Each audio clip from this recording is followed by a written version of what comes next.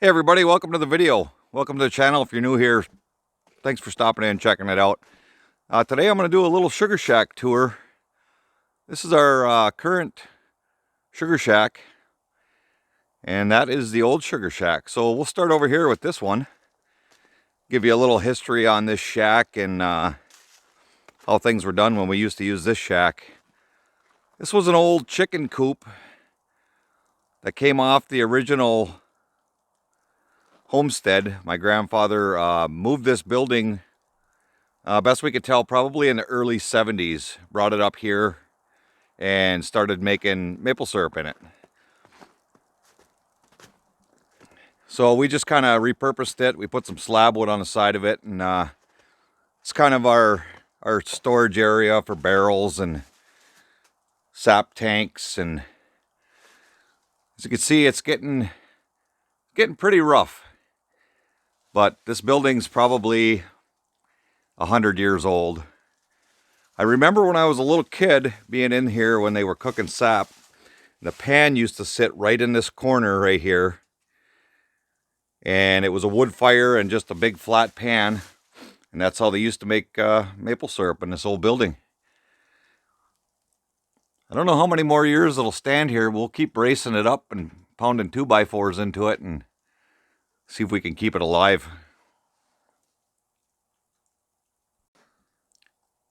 So we'll go from the old shack over here to the current shack.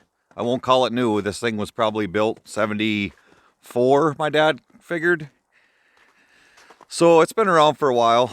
This whole building was built out of lumber that my grandfather sawed on his old sawmill. You can see the saw marks in the lumber. All rough sawn. It's got a corrugated tin roof on it. So we'll take a walk around here. Head inside and see what the operation looks like. I don't know what kind of a mess is in here, but...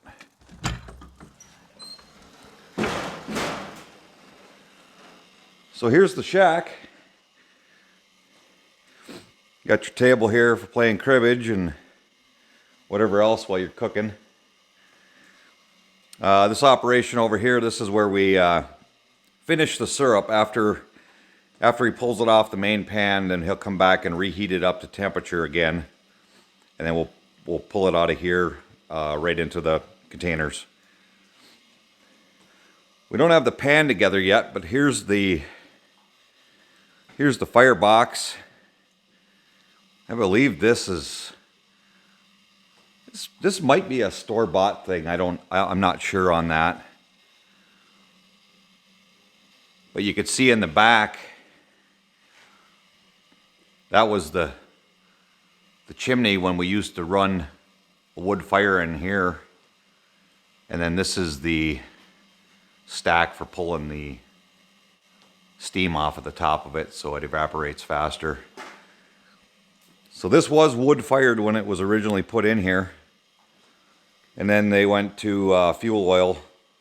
The nice thing about the fuel oil is you can shut it off and go home. I remember my dad and my grandpa being over here cooking with the wood fire. And once you got the fire going, you had to cook until all the sap was gone. So they would do shifts and they would boil sap for days on end. Just, one guy go home and sleep and the other guy watch the fire. So the fuel oil does make it a little more user-friendly. Say you can just turn it off and then you can bring it right back up to temp the next day. No problem. This here in the corner is the cover that goes on. I'll do a little, when we put the pan together, I will do a little video on how the pan is assembled. Here's the pan right here. It's all stainless steel. I think there's 3 sections of this pan. Then over here in the corner, we have a storage tank here.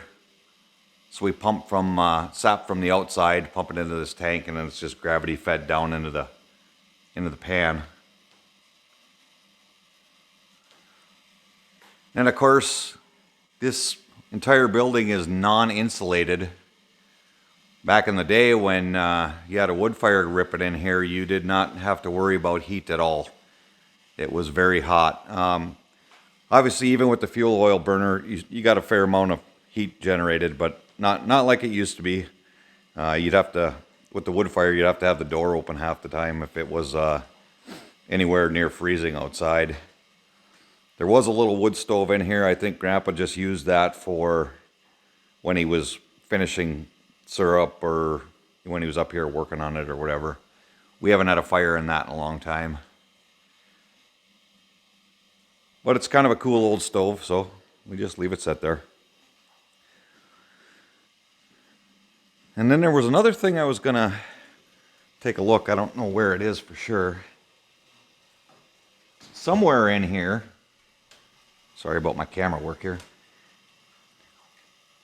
Here it is.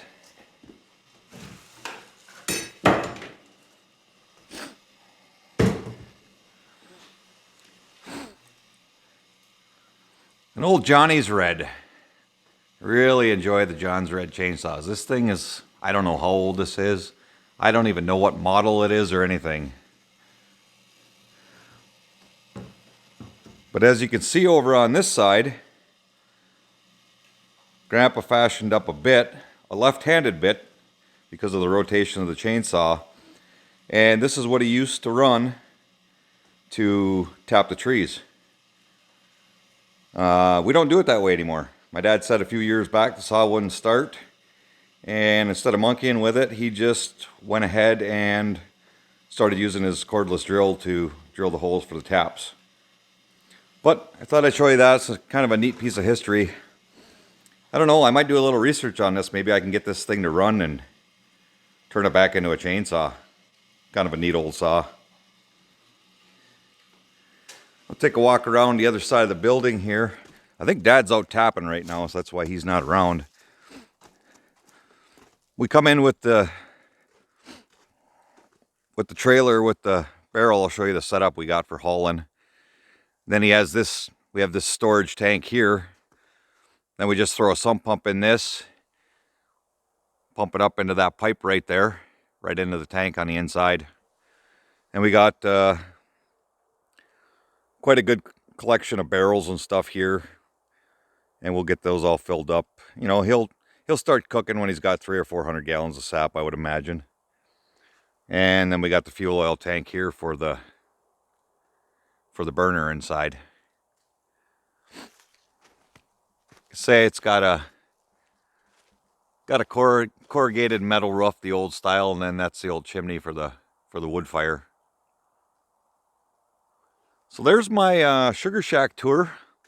I'm going to take you guys along through this process, tapping trees and assembling bags and collecting sap and cooking sap, and hope you guys all enjoy it. Thanks for watching this video. Have a great day.